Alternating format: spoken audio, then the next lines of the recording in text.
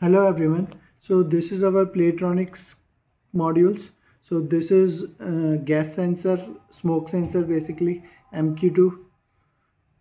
So this is the MQ2 smoke sensor. This is our logic gate module and this is our buzzer module. So this logic gate is currently set at naught.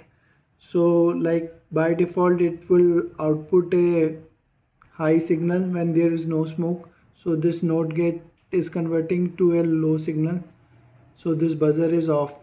So when there is smoke, it will output a low signal which this NOT gate will convert to high signal, turning on the buzzer. So let's just see the demo. So let me bring a agarbatti.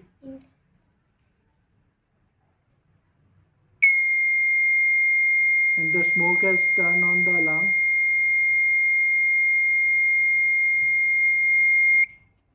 Now I have removed the agarbatti. The smoke has been removed. So again it is outputting high signal which this NOT gate is converting to low, and the buzzer has been turned off.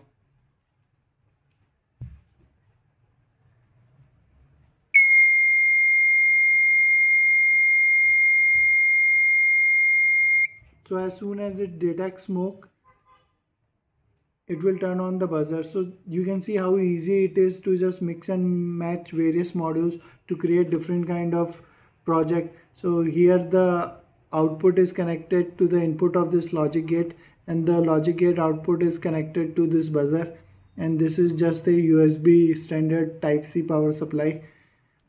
So using various modules you can mix and match and create different kind of projects. So this is just a demo of like how you can make a smoke sensor, fire alarm kind of thing for your smart home project. So I hope you like this video. Thanks for watching. Have a nice day.